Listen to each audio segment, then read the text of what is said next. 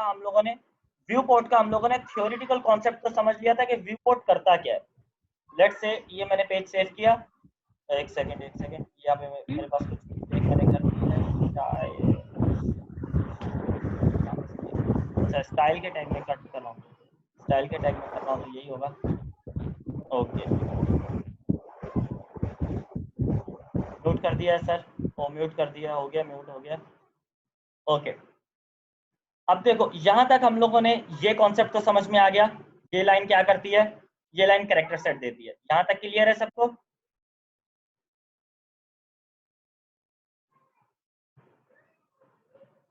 उसके बाद इस लाइन का थ्योरेटिकल समझ में आ गया, इस लाइन का थ्योरेटिकल समझ में आ गया कि जितनी भी हमारी डिवाइस की स्क्रीन होगी हमारी वेबसाइट उसके हिसाब से एडजस्ट हो जाएगी।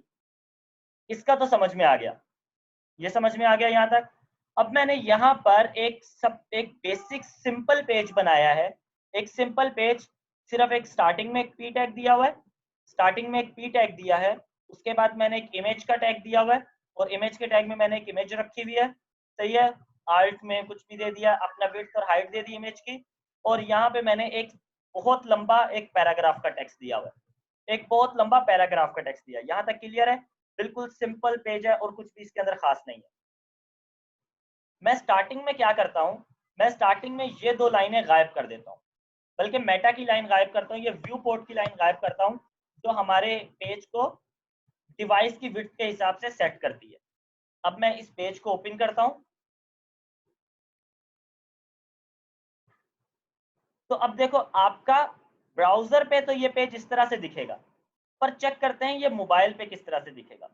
तो अगर आपको ब्राउजर पे ही चेक करना हो कि ये पेज मोबाइल पे किस तरह दिखेगा, तो गूगल क्रोम में एक खास फीचर है, आप यहां जाओगे, इंस्पेक्ट पे क्लिक करोगे, इंस्पेक्ट पे क्लिक करने के बाद ये आपके पास ये दिख रहा है आपको mobile and tablet view, mobile and tablet view है ये आपका। आप जैसे ही इस पे क्लिक करोगे तो ये आपका मोबाइल व्यू बन गया। अब यहाँ से आप अपने मोबाइल का मॉडल सिलेक्ट कर लो, कोई सा भी, let suppose Galaxy S5 select कर लेता हूँ, तो गैलेक्सी S5 पे ये इस तरह से दिखेगा, तो कि सही नहीं है, इमेज एक छोटी आ रही है, फिर ये मेरा टेक्स्ट आ रहा है यहाँ पे। उसके अलावा आईफोन पे इस तरह दिखेगा, अलग अलग आपके पास सेलफोन है जिन पे ये अलग अलग टाइप दिख रहा है इनका, पर इमेज कुछ खराब लग रही है, इमेज कुछ सही नहीं लग रही। तो इसी को हम लोग अब चेंज देखना, अगर मैं सिर्फ व्यू पोर्ट की लाइन को ऐड करता हूं तो अब क्या चेंज आती है। मैंने व्यू पोर्ट की लाइन ऐड की, सेव किया, और अब ये देखो हर डिफरेंट मोबाइल पे ये आपका किस तरह से पेज दिखेगा। अब हर डिफरेंट मोबाइल पे ये किस तरह से दिख रहा है पेज, अपने आप को अपना पूरा का पूरा पेज विद डिवाइस की विड्थ के हिसाब से सेट कर रहा है। यहां तक समझ में आ गया?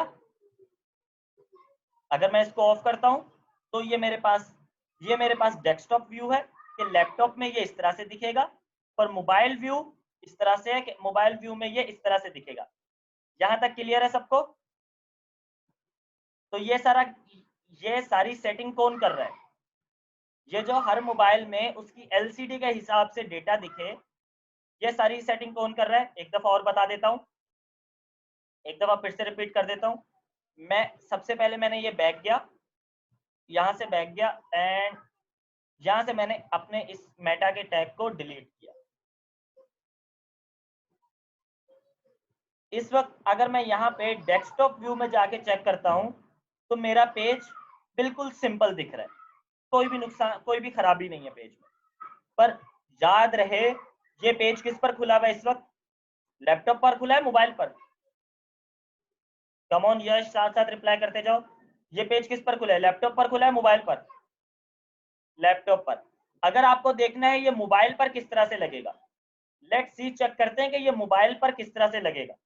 तो मैं इंस्पेक्ट करता हूं, यहां से जाता हूं इंस्पेक्ट पे, इंस्पेक्ट पे जाने के बाद ये मेरे पास एक ऑप्शन है, जहां पे ये मेरे पास एक ऑप्शन है, ये टॉगल व्यू, जो टॉगल एडिटर, जहां पे मोबाइल और टैबलेट का सिंबल बनी हुई है। मैं जैसे ही इस पे क्लिक करता हूं तो ये मेरा मोबाइल व्यू आ गया। अब मोबाइल कौन सा सिलेक्टेड है?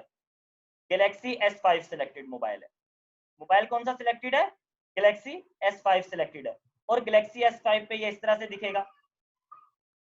ये आपके पास अलग अलग मोबाइल है, हर मोबाइल पे इसका देखो सेम पैटर्न दिख रहा है, इमेज बड़ी नहीं दिख रही, इमेज बड़ी नहीं दिख रही, जबकि मैंने यहाँ CSS में लिखा है इमेज को किस तरह होना चाहिए, इमेज की हाइट होनी चाहिए, मैक्सिमम विड्थ होनी चाहिए इमेज की, पर मैक्सिमम विड्थ तो इमेज की आ नहीं रही है, मैक्सिमम विड्थ तो इमेज की आ नहीं रही है, इमेज तो मेरी LCD से तो ज्यादा बड़ी है ना, नॉर्मली इमेज मेरी LCD से तो बड़ी है, अगर यहाँ से जाके चेक करो तो एक मोबाइल की LCD की विड्थ से तो ज्यादा ही है इमेज मोबाइल की। Let me annotate it this way ताकि समझ में आ जाए, आपका मैक्सिमम मोबाइल अगर होगा भी तो उसकी जो मोबाइल की विड्थ होगी इतनी होगी, इतनी होगी मोबाइल की विड्थ जितना मेरा रेड कलर का आ रहा है, या ज्यादा से ज्यादा कितनी होगी, या ज्यादा से ज्यादा इतनी हो जाएगी, इससे ज्यादा तो नहीं होगी, क्या इससे ज्यादा होगी मोबाइल की विड्थ?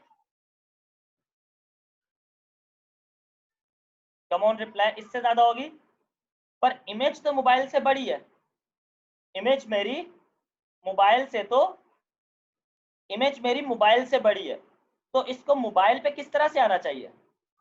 अगर यहाँ पे चेक करते हैं तो देखो इमेज कितनी आ रही है, इमेज बिल्कुल छोटी आ रही है, इसको मोबाइल की LCD के बराबर आना चाहिए, जबकि मैंने यहाँ पे CSS की प्रॉपर्टी तो लिखी हुई है कि इमेज की विड्थ 100% होनी चाहिए, इमेज की विड्थ मैंने लिखी है, इमेज की विड्थ 100% होनी चाहिए, मतलब जितनी इमेज है उतनी दिखाओ, जितनी इमेज है उतनी दिखाओ, CSS की विड्थ 100% लिखी हुई है, पर 100 क्या ये 100% है? यहाँ पर